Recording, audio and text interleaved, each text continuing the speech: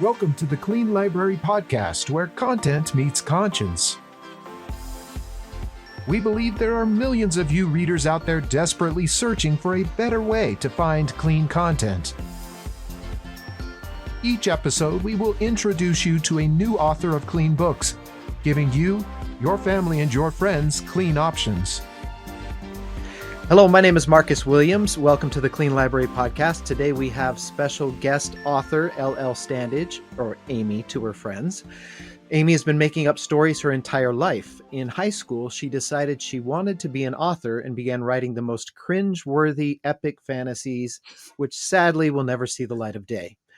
When she isn't writing, she enjoys laughing with her husband, playing Zelda with her kids, drinking herbal tea or Diet Coke, getting pedicures, traveling, and eating food. She loves chocolate and geeks out over anything having to do with England. She lives with her family in the very sunny, cactus-infested fire hazard known as Arizona. Welcome, Amy. Thanks for being on the show.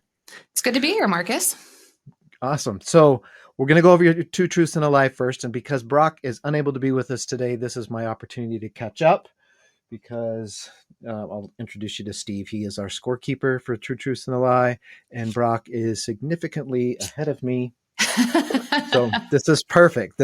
I can't fall behind today, but I can creep up on him. So we'll see what happens. Okay. So number one is I am the Scorpion Slayer in capital letters. Mm-hmm. Number two, I was born in a lazy boy chair. And number three, I've been bungee jumping in Costa Rica. Mm-hmm. So we'll see at the end of our conversation if I'm able to guess which one is the lie. Okay. All right. So I'm looking at your bio, and you love chocolate and you love England. So are you a Cadbury chocolate snob like I am? I'm not as picky as most when it comes to chocolate, but I will say Cadbury has to be one of my favorites. And it's different. If you buy it there versus buying it here, it's much better there. It's different. I was there. My son actually lives in England with his wife, and I was there last year. That's amazing. Yeah, they live near the Cotswolds, which you're kidding. Yeah. I'm burning with envy right now. Her family's from there, so that was part of the deal. When we got married, you got to bring my daughter home to England. So I wouldn't complain if it were me. Yeah, he loves it. But I essentially I brought a bunch of stuff to them that they can't get there. And then I filled up all that empty space with Cadbury coming back. That's a good plan. I got stopped in security at the airport because they wanted to know what all this hot chocolate powder chocolate parts and stuff was. It's contraband, man. It's just chocolate. It's just chocolate. It's better than anything we can get in the States. So. Oh yes, I have to agree with that. Well, so a lot of the people we talked to, they kind of decided to become an author later in life, or a story came to them, so they started writing and kind of fell into it. But it sounds like this is what you've always wanted to do. Yeah, honestly, like it says in my bio, I have been making up stories my entire life. I've always had that creativity in me. And then in high school, I wanted to be a screenwriter because I love movies. And my English teacher said, well, I know a screenwriter. I actually got to interview him. He's not a super famous one, but really nice guy. And he told me, well, once you sell your script to a production company or whoever in Hollywood, they can change it however they want. And I thought, I don't know if I like that.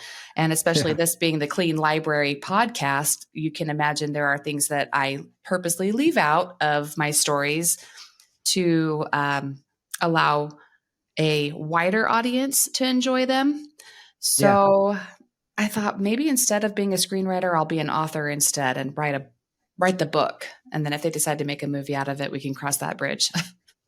I had high hopes. Put in your contract that that you get final say. Yeah. There will be no rated R ratings. And, that's I said, that's quite the pipe dream, but it's still out there. Sure, it's a great dream. And it's interesting because there are like a lot of adaptations from books, Mm-hmm. whether TV or movie, where they have added things Mm-hmm. to make it a higher rating for whatever reason, decided that the audience that Mm-hmm. loved the book wanted more. Like they're trying to Mm-hmm. change the audience. I've never understood that. Like if that book's popular enough that you want to make a movie, then that means that Mm-hmm. core audience wants it that way. Right. It is a little mind-boggling, but I am not a Hollywood producer and I'm not the decision maker on that front. So hopefully we can get some more quality entertainment in the future that all audiences can enjoy. But for now, we'll just have to write the books. Yeah, absolutely. If you can't find it out there, you've got to create it yourself. Exactly. Yeah. Uh, I'm the type of person who, whenever a new movie comes out, I have to read the book first before Mm-hmm. I go to the movie. And I think it's partially because the book's always better.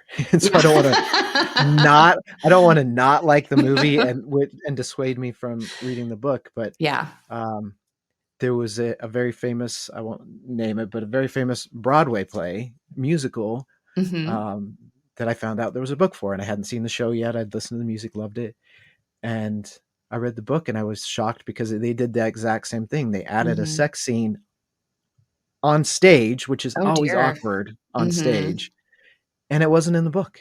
Hmm. There was just kissing in the book, and like, you added one of the hardest scenes to act and to direct live on stage for Right. no reason other than you just I don't know. You I just don't know what wanted the to. reason is. Hmm. Right. Well, that's frustrating.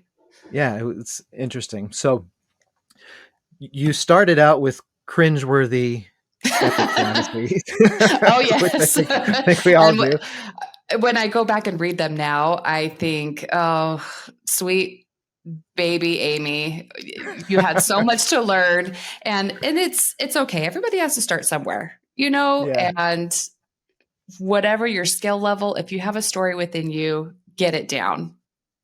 yeah. You're never going to get better if you don't start Right. somewhere. Mm-hmm. So have you stuck with fantasy? Is that your Yes, I main genre? have. I don't do epic fantasy anymore. Now I focus mainly on urban fantasy because I Okay. love the stories like Harry Potter, Percy Jackson, the things where they exist in our day and age in the story, but they're hidden.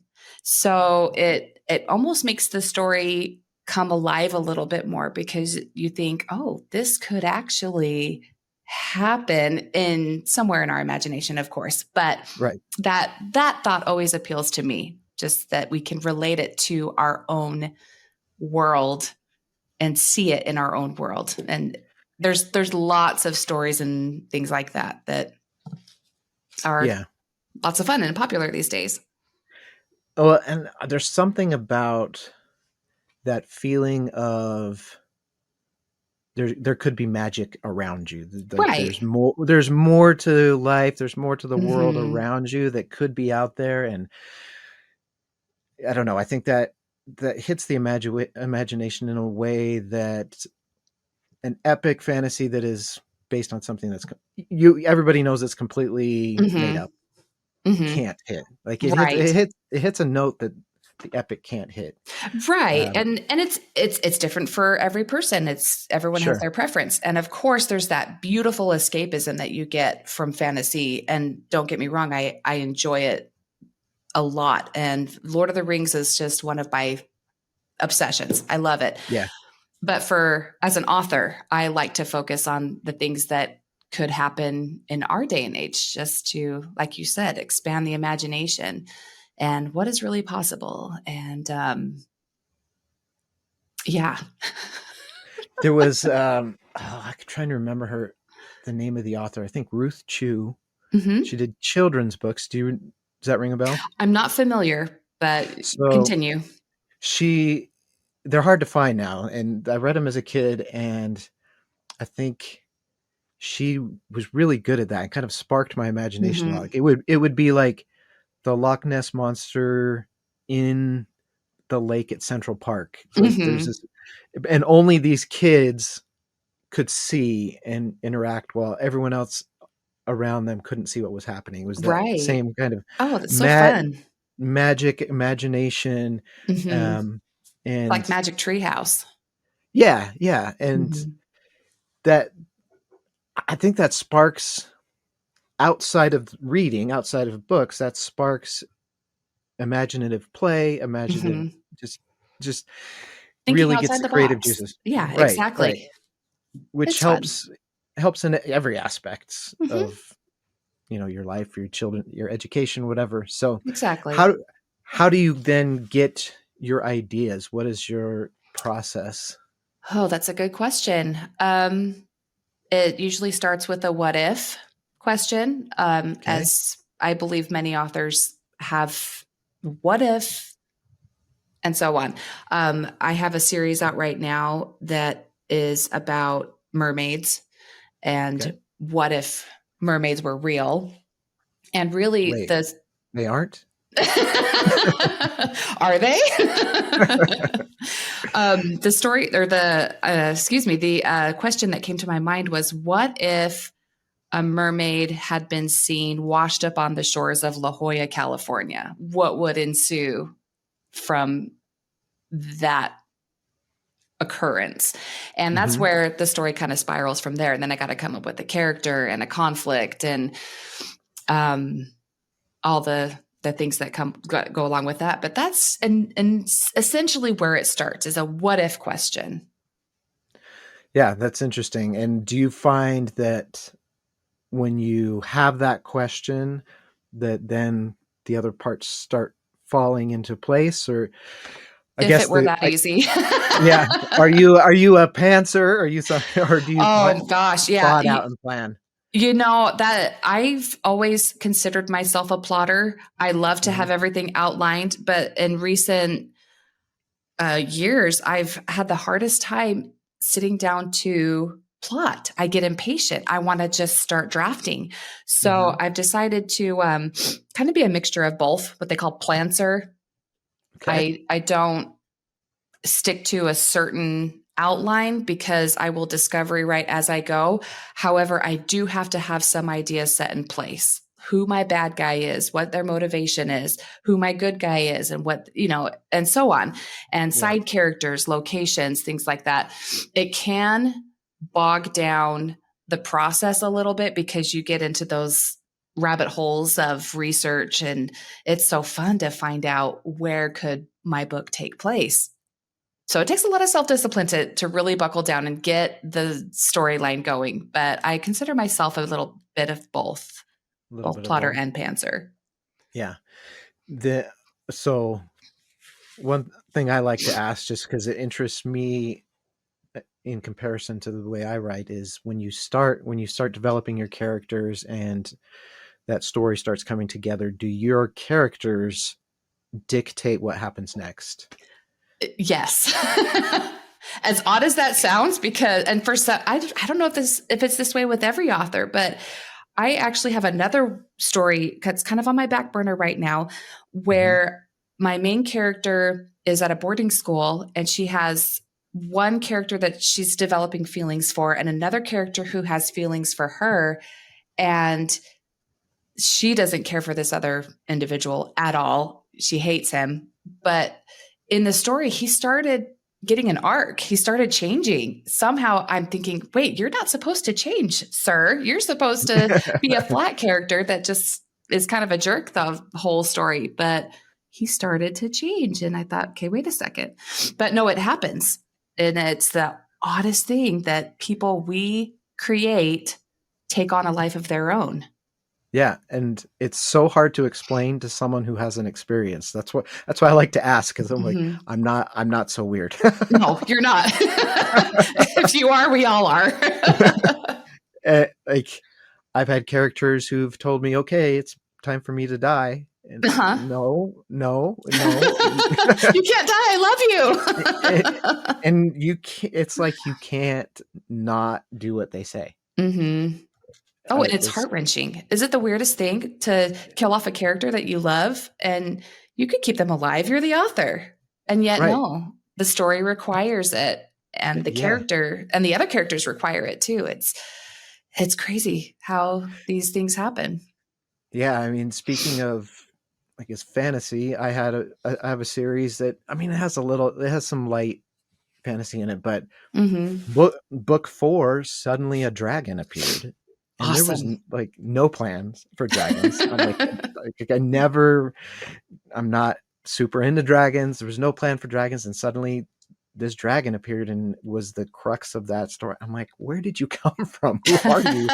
But that was it. It's, And yeah, it's beautiful. I love the creative process. It really is a beautiful thing. and for how time consuming, frustrating, a Hmm. slog it is to write, like those moments, I Hmm. think make it worth it. Oh, absolutely. When you see that creation occur and that magic happen and the characters that do take on a life of their own, it's incredible. It really is. Yeah. Or when you have a reader come to you and say, "Why did you kill off that character?" And I didn't have Oh, a yeah, choice. I had to. I'm sorry. So with your books, how did the process work for you in the decision to keep them clean, and what does that mean for you? To me, it appeals to a wider audience. It's a chance for a 9-year-old girl, my friend's daughter, to read my series as well as an adult. And I want my children to be able to read my books without me feeling like, oh, you're that you no, you can't, that's a little too mature for you. Mm-hmm. And it really is kind of a touchy subject because everybody has a different opinion on what's appropriate and what's inappropriate. But for me, I prefer to keep language to a minimum, sexual situations either to be non-existent or perhaps behind closed doors. Yeah. And because especially with those situations, that part of life to me is a very sacred thing. I know that's kind of an odd word for it, but Yeah. it is not something that I feel should be laid out on the page. And that's my personal opinion.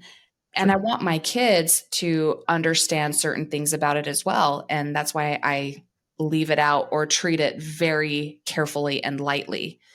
And yeah, I just want something that everyone can read and not have to worry about, oh, is this okay for my child and or my grandma? you know. Right. That's always the comparison, your kid Grandma, and your grandma. right? Yes, I feel it appeals to a wider audience. There are individuals who enjoy certain spice levels in their book, and that is completely their business, and Sure. it's fine. It won't be in my book, and maybe my book is not for them. So Yeah, it's absolutely. it really is a very subjective business. Yeah, and I think especially in when talking about romantic scenes or sex scenes, Hmm.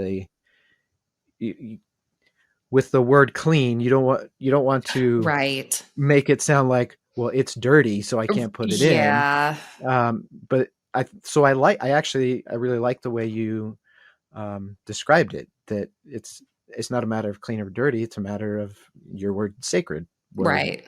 doesn't belong here, Hmm. and Or like but it belongs behind closed doors. right, yeah, like in my series, book 1, the couple gets married, and then by book 3, she's having a baby. Like, we all know how that happens, but Exactly. we don't need to You don't have describe to it or elaborate. explore it. Right. Right. You know, that's yeah, And exactly. it's a beautiful thing for, to fall in love and to create a family. It really is. But do we have to have it spelled out on the page? Right. There's certain things that are there to influence the reader, I guess, or to create feelings within the reader. And that is one that I prefer not to create within the reader. Yeah. And Leave it up to like the you said, imagination. there's there's a lot of debate on what's appropriate and what's not appropriate, at what age Hmm. you should talk, and all that stuff. Yes, But if you if it's not there, then you don't even have to have that debate because you don't have to worry exactly. about it. Mm-hmm. And like, you can't argue that it not being there is inappropriate for certain ages, because, Right. you know, It's so just that's just purely down to personal preference, really. right. And like we always say, and we've said it before and we'll say it again, it's a choice. And Mm-hmm. which one you choose and at what time, and maybe today you choose a clean book and tomorrow you Mm-hmm. don't. That's Mm-hmm. fine. The fact that you have those choices because they're both available is what's important. That's the beautiful thing. I love that. So how do you, in your own reading and maybe with your kids, how do you figure out new books? How do you figure out whether they're clean or not, or appropriate or not, or whether you're going to read or let your kids read? Like, what Um, resources do you use? right. Well, for my kids, they're still middle grade, so it's a lot easier because Yeah. middle grade tends to stay on that cleaner side. If there ever comes a day when it's not, I think we need to reevaluate the world's values. But for myself, when I'm looking for a new read, I will either ask the author directly. Sometimes I come across them on TikTok, Instagram, Facebook, all the social media platforms, and I just say, "What's the spice level?" It's super easy, non-judgmental question. You just want to know, and they will say 0, or they'll let me know what's in it, and so that's Mm-hmm. one way. And I encourage readers to do that. I, as an author, love it when readers contact me. There may be some authors that are much more prolific and don't have the time to respond to every reader, but what can it hurt? Sure. Contact the author if you're unsure. And some of the other methods of finding out, there's Common Sense Media that will sometimes spell out what content is in a book. Goodreads is also a very good resource for readers. You can look at reviews that other readers have posted, and they will often give trigger warnings or ratings for a book as far as content versus whether or not they enjoyed the story. You get both. But I Yeah. really appreciate reviewers that do that, because then I can go and say, oh, this book really isn't for me. Or, oh, this seems like this one's going to be okay. Let's give this one a try, and end up finding my next favorite read. Yeah. I love that, contacting the author directly, Mm-hmm. especially small authors, indie authors, new authors. Mm-hmm. Getting an email from a reader, or a direct message or something, is amazing. It That's is. awesome. And there's nothing an author likes to talk about more than their own books. Truth. But that's a great idea, and probably something that a lot of readers out there would never think of. They would Mm-hmm. never, Sure. Give it a I don't want to try. waste their time. I don't want to Yeah. Oh, bug no. them or something like that. What's the Not worst that could true at all. happen? They don't answer. Yeah, Then they you just try don't and find respond. another avenue to figure out what content is in their book. Yeah. The the unfortunate thing, I mean, it's great that those resources out there. The unfortunate thing is how much work you have to do Mm-hmm. just to make the decision whether or not you want to try a book that you don't even know if you're going to like yet. Right. That's It is tough. unfortunate. And sometimes I wish that we could have some kind of book rating system like we have with movies, but because it's a visual medium versus a written medium, again, there's that debate on, okay, what makes it rated PG-13, for example? What makes it rated R? What makes it PG? So it's a little easier because of the visual medium, because they can spell out certain things.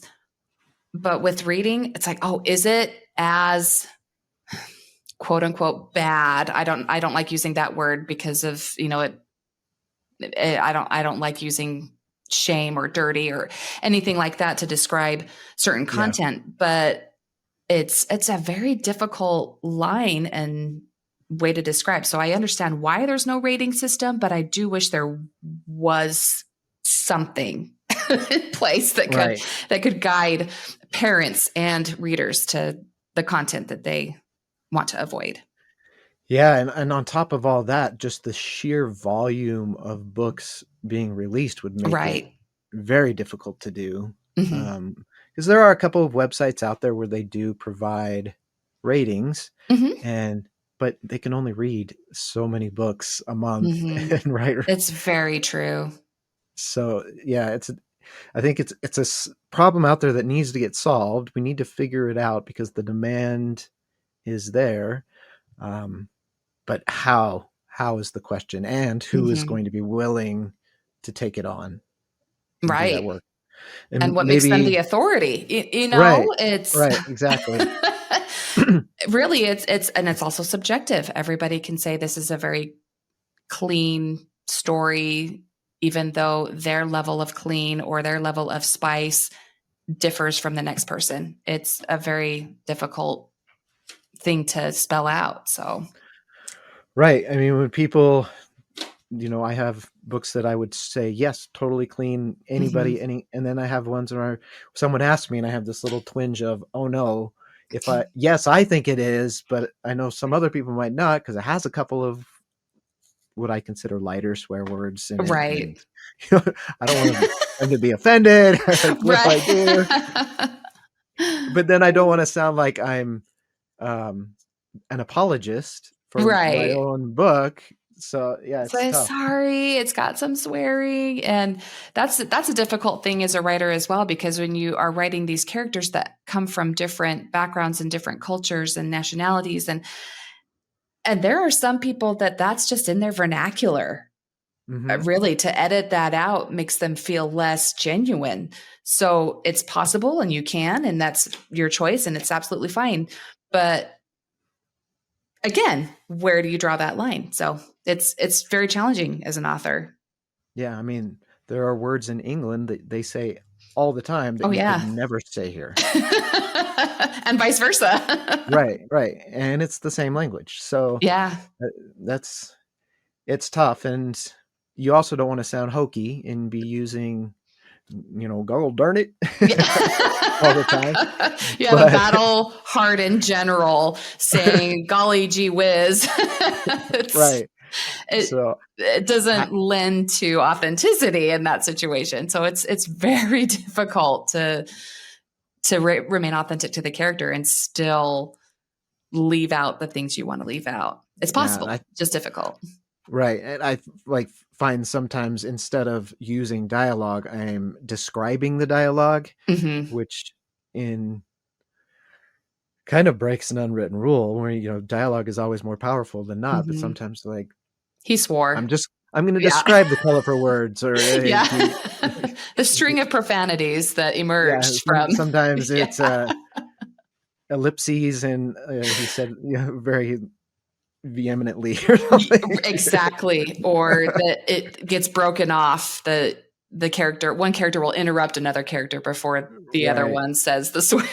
There's all kinds of techniques to to leave it off Yeah. the page. Little creative things here and there. Yeah. So it's kind of interesting because I think you're right that um, a book without the content appeals to a larger audience. But then you see this market where the books with that content, with the spicy content and the language, Hmm. do so well and Hmm. become so popular and famous. It almost seems like those two things can't work together. Hmm. And I don't know. Do you feel like there's a disadvantage in the marketplace for being clean? I would have to agree. Yeah, it does make it a little bit harder to break through, but there will always be a market for clean fiction, for lack of a better word. There will Yeah. always be a market for spice free, and it may not be as wildfire crazy as, I don't like the word crazy either, but it may not be as wildfire popular, I should say. Yeah. Um, but there will always be a market for it. There will always be readers. Yeah. And yeah. And we Brock and I, when we were choosing the name of the podcast, went through so many different Oh iterations, and yeah. we landed on clean because of the fact that it's so loaded and so Mhm. hard to say without being and Yeah. kind of yeah. Because I think that's the discussion is I want this because I consider it clean without making a judgment on what you want. Mhm. Um, and I think if we find, I think it's easier for those other books to, I don't know, become more popular, find a place in the algorithms, Mhm. whatever. But there's a solid market under that for the Mhm. clean books, like you Oh, said, and absolutely. it's a matter of finding the audience and introducing them to those works, and then once you've found them, they are loyal. Oh, absolutely. Yeah, I definitely agree. And there will always be people that maybe prefer the spice, but they know their friend that doesn't. And, oh, the word of mouth, and readers are huge gossipers, right? We love to tell each other about all the great books we're reading. It's awesome. Hmm. And so, yeah, like you said, there will always be this this market and this platform for people that prefer the quote unquote clean. And to be completely transparent, I don't mind describing a book as clean. I don't feel that it's causing me any shame, or I hope it doesn't cause anybody else any shame. Yeah, But I do know that there are readers and individuals that find that term offensive. So, um, try to say to each their own, and you are all valid. However, it's so much easier and more concise to describe a book that doesn't have swearing, super graphic violence, or the sexual situations on page as clean. So, yeah, absolutely. And I imagine if a rating system did exist, that instead mm-hmm. of saying this, like TV and movies is very geared towards age, which I Mm-hmm. think is subjective. And Right. I kind of go like, where do you get the right to tell me what age my kids can be to Mm-hmm. watch your movie? Um, I imagine more of a system where it's just descriptive. Right. This book has, I don't know, tier one, tier two words in it, and these are those Right. included. And this book has this, and then let the readers make the Mm-hmm. decision on I think that's where brilliant. they want to land. Yeah, tier 1, tier 2, and I see that described a lot in the romance genre as well. They have these uh what do you call them? Tier, for a lack of a better word, but tier 1 has this type of content, tier 2 this type of content, and 3 and so on, and then anything beyond those is considered um spicy, or Right. whatever you want to call it, or not Right. considered clean. Because, I mean, let's be honest, a PG-13 movie today is very different than one 10 years ago, and Oh it's going to be yeah. different 10 years from now. So what does that actually mean? Right. And sometimes, like, wait a minute, when did they allow that word in a PG-13 movie? And Oh, I remember that switch, really. As a moviegoer, it's like, oh wait, isn't this? Oh well, okay, and you can and still on enjoy the movie, but right, and now on broadcast television, oh yeah. it's changed so much that it would be much easier just to know this is what this Hmm. program has in it. You Hmm. make the decision whether you want to watch it or not. Exactly. I've started going back. It's going to take me some time to get to it because my list of things to do Oh is so yeah. huge. But trying to go back to all the books I've released already and update the blurbs to include kind of that content description in the blurb, Hmm. so that they don't have to do all this research They don't on have to dig for it. Goodreads Yeah. and reviews and all that stuff. So that's on Right. my to do list. And any the new book that's coming out here in a couple weeks, I'm building that in already. But I kind of went back and said, you know what? I keep talking about this. I need to actually do it. Right. Oh, I think that's brilliant. Is adding it to the little Amazon blurb, or the uh, Barnes and Noble, or all the Yeah. little booksellers that you have. I think that's a great idea. Or even on your website, your social media. Yeah, let's normalize this. Yeah, absolutely. So are you traditionally published or self-published? I prefer the term indie published, but yes, I Yeah. am Yeah. self-published.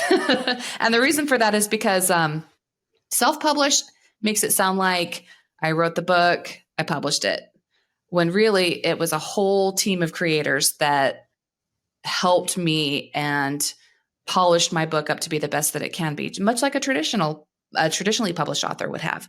I hire professional editors. I hire professional graphic designers to do the cover, and so on. There's a whole team of people. So really, it's not just a self effort. It is independent because I am the business owner, but there's a whole team of people behind the project. I love that. That's awesome. I have a shirt that says support indie authors. I love it. I have a sticker on my Tumblr that it says that. But I love that description. And not only because it's true, but because it's giving, it's actually acknowledging all of these other people who worked on the project. It's giving them credit for the work they did instead of claiming it all for yourself. And it is a business. Publishing your book is a business, and whether you do it under your own name or you open an LLC to do it under, it's a lot of coordinating and scheduling and timing and reviewing, all the things that you do marketing in a business. and you spend a lot of money too. It costs a lot of money to publish a book. And that's why it's so difficult for many people to get through that gate to traditional publishing, because the publishing company really has to protect their investments, and it costs so much money to produce a book. They want to make sure they're getting the very finest, as every author wants to put forth their very finest content. So that's why, as an independent author, we put forth that investment for the editor and the beta readers and the cover designers and whatnot, and even website designers for some people. I do have a background in graphic design from college, but I do not claim to be an expert. So it is very helpful to hire out and make sure that I really am getting the very best that I can, and that my readers are getting the very best that they can. And there are so many indie published books out there that are so good. Right.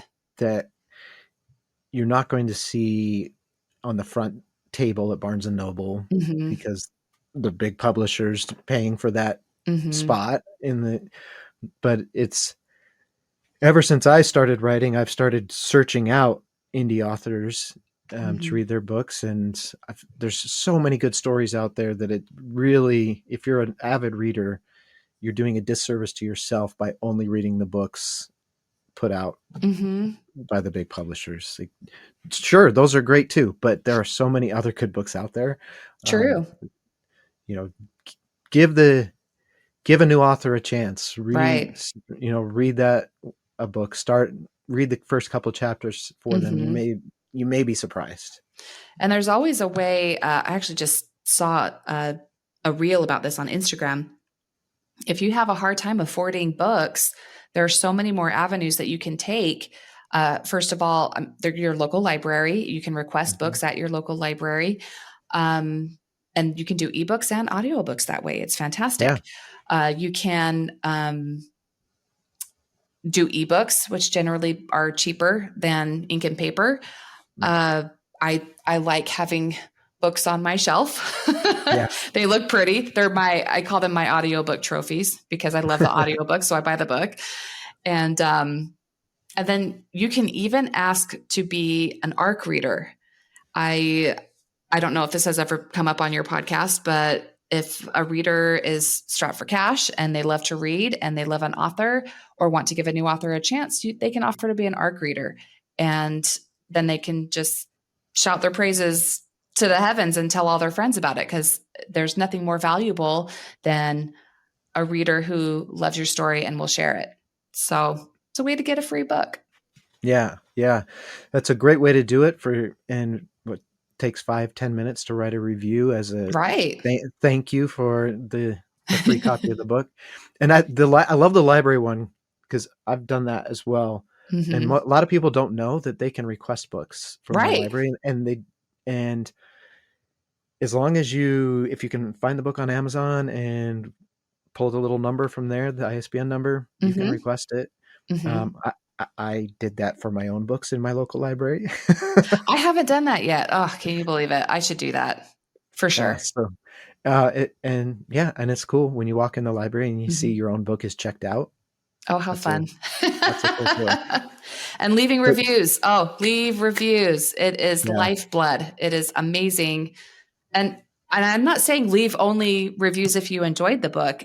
Leave right. honest reviews, because even a bad review, as heartbreaking as it can be for the author, I won't lie, it legitimizes the book, because then it doesn't look like the author just had all of their friends read and review it. It is Yeah. an actual story that actual people are enjoying and giving their honest opinion. So And leave an honest review.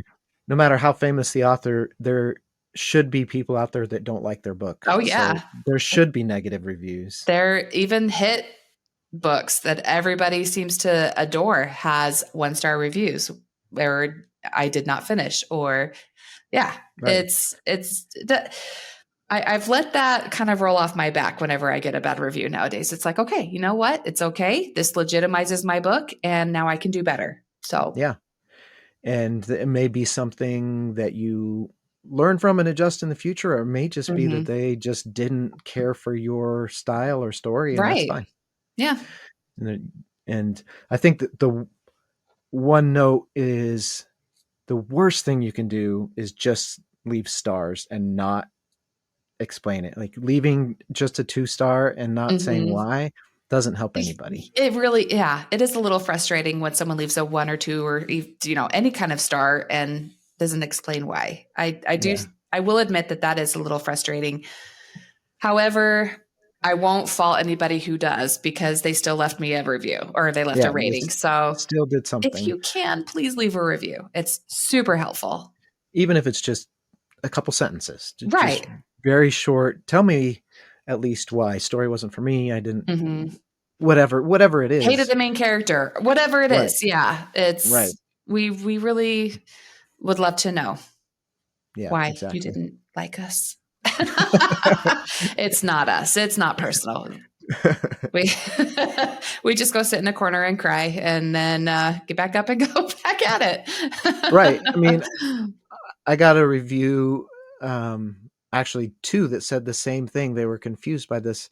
It was kind of I thought I was being clever. And it was this little clue Oh, that I left in the book and they didn't get the clue. And hmm, so now I have to go back at it and look at it. Well, maybe I'm not as clever as I think, and it wasn't actually a good clue, or maybe they just didn't get it. oh, Like, it darn was it it! me, or just, what was it? Right, But that I'm never going to know that that clue didn't work for some people if no one tells me. right, exactly. And as many people that we have, alpha readers, beta readers, editors, all these people that have eyes on our book, there's always going to be a group of people who maybe don't quite jive with it, don't quite get, like you said, the hints or the clues or the storyline. So yeah, let your voice be heard. Let your opinion be heard. It's very valuable and valid.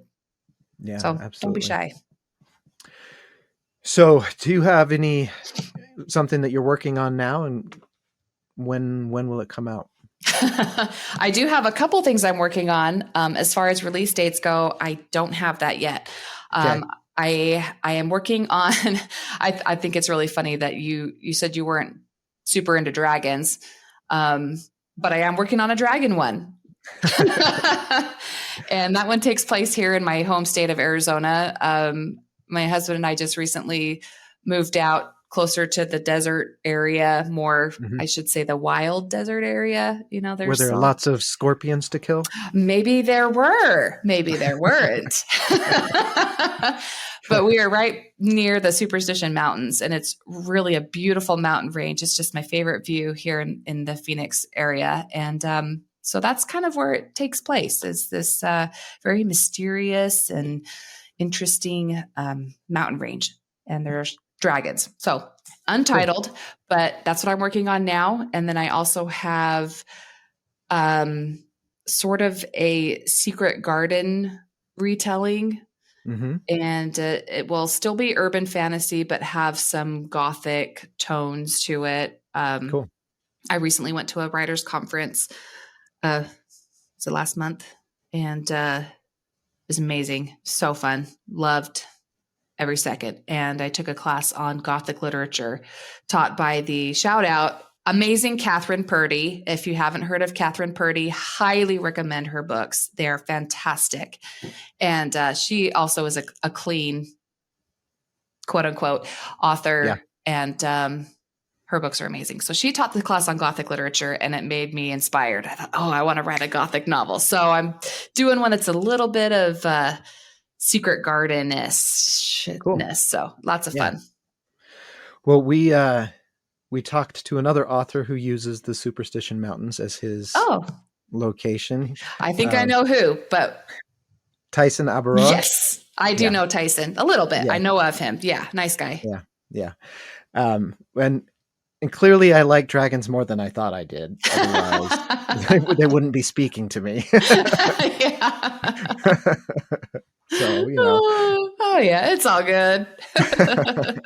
Yeah, that's really cool. I actually, I have Tyson's book. I haven't read it yet, but I need to, because his is more focused on the Lost Dutchman mine and the legends surrounding the Lost Dutchman mine, which is so fascinating to me. I love that story. And mine touches on that just a little bit, but takes it in a completely different direction. But I'm glad you mentioned Tyson, because he's also fantastic. So I'll recommend, I'll put another shout out for him too. Cool.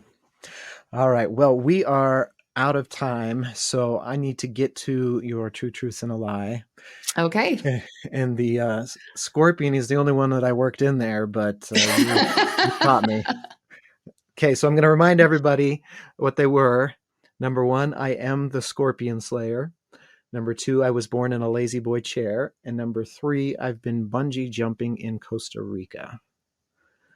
I'm going to say, I know there are lots of scorpions in Arizona. So usually there's one person in the household who's in charge of dispatching them. So I'll say, I'll go with true on that one. Okay. Do you want me to say yes or no, or? No, not yet. Wait till I make my final pick. Okay. I mean, born in lazy boy chair, that would just be a guess. Bungee jumping in Costa Rica, possibility. Who knows? Because you love traveling. So I'll go with number, I don't know. Are you the slayer, or is it your husband? I'll go with number 2. I was born in a lazy boy is the lie. That is also true. My mother was sitting in a lazy boy chair at Graham County Hospital in Arizona when I was born. That's so at least it was in a hospital, not in a living room. It was in a hospital, yes. And I am the Scorpion Slayer. I have never been bungee jumping in Costa Rica. I've never even been to Costa Rica, and I will never go bungee jumping because I'm terrified of heights. Okay. So I'm sorry to say. Usually an all or nothing proposition. Either you're going to bungee jump or you will never bungee jump. Yeah, exactly. So, we do have a lot of scorpions out here, and as we built our house, we've been here for about a year, and about a week or 2 after we moved in, we started seeing them, and they are terrifying. Not only are they poisonous and their sting really hurts, but they're just gross to look at. They're awful. So every time I had to kill one, and my husband has killed some too. So let's give him some credit as well. All right, he's Slayer. I say I'm Slayer A because my name is Amy, and he's Slayer B because his name starts with B. Okay. So, I don't want to say alpha and beta. Nah, none of that dynamic in our marriage. But he has killed some. But every time I kill one, I write about it because it's therapeutic. Gotcha. Because they terrify me. So thus the title. Yes, the Scorpion Slayer. Lots of fun. Okay, cool. All right. Well, it didn't hurt me at all. I didn't fall behind. So that's a fun game. Yeah. Eventually, he keeps pulling ahead of me, but I'll get there. All right. Well, thank you so much, Amy. This has been a lot of fun. We appreciate you being on the show and talking today. But for everyone out there listening or watching, please subscribe, follow, share with your friends, whether on social media or word of mouth. It really helps out all the authors that we speak to, and we can help get the word out about new, clean authors and books to those who are looking for them. So thank you again, and we will catch you next time on the Clean Library Podcast.